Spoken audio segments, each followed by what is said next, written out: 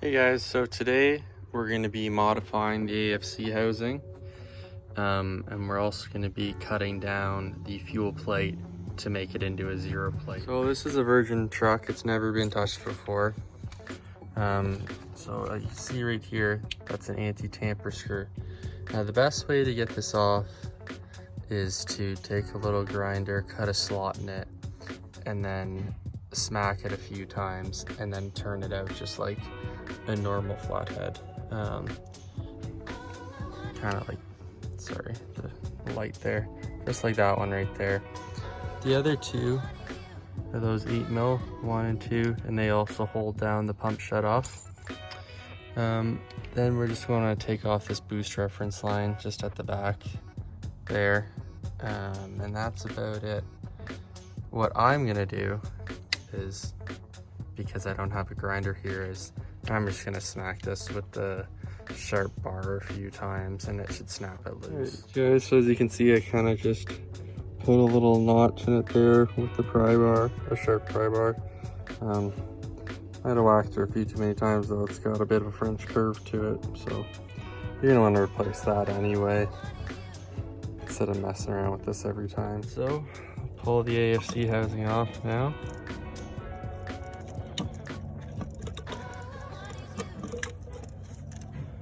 There it is, untouched. There you go, guys. There's the stock fuel plate. So we just want to take these two flatheads out. There is washers underneath, so be very careful. You don't want to drop anything inside the pump. All right, guys, here's the stock fuel plate. Basically, to turn this into a zero plate, all you do is cut this straight here. So there's not really any ramp. I mean, I'll put up a chart if I can find one.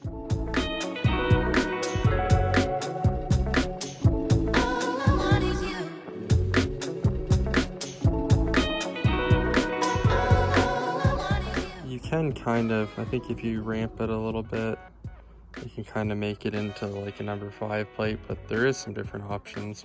All right, guys, there we go. Fuel plate's cut. Just clean up the edges a little bit there so there's no burrs on it.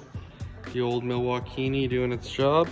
Next thing we're gonna do is just cut, there's another anti-tamper bolt there and one there. We're just gonna cut slots in them now that I have the grinder, and that way we can just use a flathead to take them off, and then we can remove the back of the housing and access the smoke screw and go from there. This is a really awesome tool for taking these out. Basically, when you hit this with the hammer, it also turns at the same time.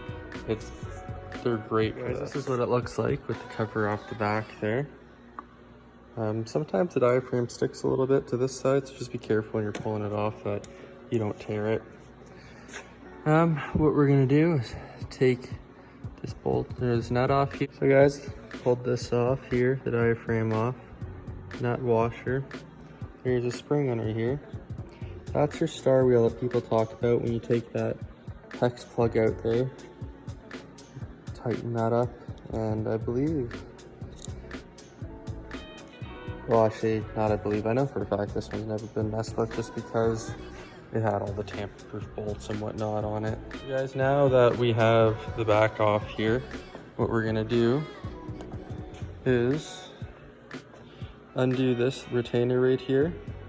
And it's very important to kind of take, like, one's dirty, so it's pretty easy. Take like a screwdriver or scribe or something. We're just gonna mark the orientation of this because you want to put it back in the same way. But anyway, we're gonna take this out. Then we're gonna pry this rod out so then we can get the AFC foot out, because we're gonna do some grinding to get some more rack travel out of it. I'm gonna apply a little pressure, and then there we go, the rod is free.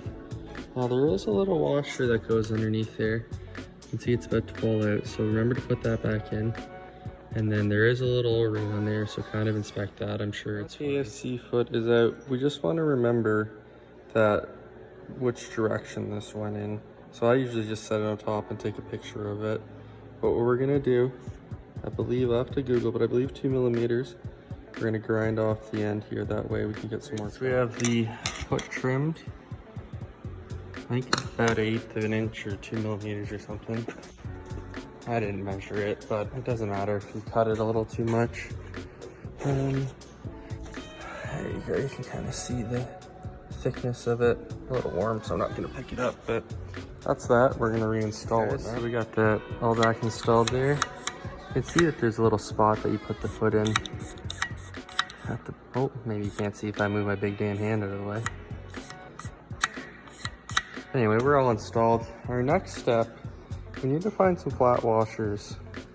And what we can do then is replace those OEM ones here with some flat washers from our rack. This is the washer that was on the top of the diaphragm. I'm now putting it on the bottom, and then I just have an old fender washer that I'm gonna put on the top. The trick to tightening these down is you just wanna tighten this 10 mil just until you see a little bit of bulge. You know what I mean? Like just like that. That way you know it's sealing, but it's not too tight that it's gonna rip the rubber.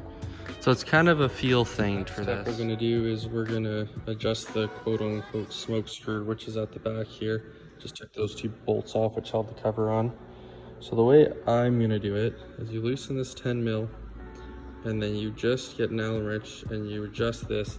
And then the second that you see this move, the foot move, just a tiny bit, you wanna lock that nut back down.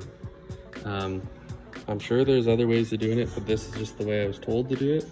So we're gonna give it a very keen eye when you're doing it, because it's very subtle, the movement, until you've gone too far, and then it's very obvious.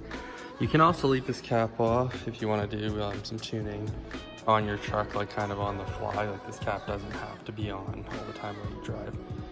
But now we're gonna mess with the star wheel. So we're gonna take this Allen plug out. So 8 mil Allen wrench. Crack this free. Should be a little washer. Yep. And then there's the star wheel that I pointed out earlier when we had the AFC housing apart. So we're gonna turn this. This is how the AFC is kind of orientated in the truck. What we're gonna wanna do is reach in there with the screwdriver. Hard to see without a light. Actually, let me grab a light. Star wheel there on the left-hand side. What you wanna do is we're gonna start and we're gonna try with 10 clicks towards the engine or up, and we're gonna see how it goes. So our last step before we reinstall is putting on this boost elbow here. Now, I meant to buy an adjustable one, but this one is just permanently restricted, I guess. It just goes on the top of the AFC housing here. Replaces this fitting. Now that that's on, time to reinstall everything. We're gonna put everything back to how it was. The only thing different that we're gonna do is when we put the AFC housing and when we put the fuel plate on, we're gonna slide everything forward. Because the holes are slotted so that everything is adjustable. You can see that the fuel plate's in the most forward position. And now we're gonna put the AFC housing on the most forward. Alive!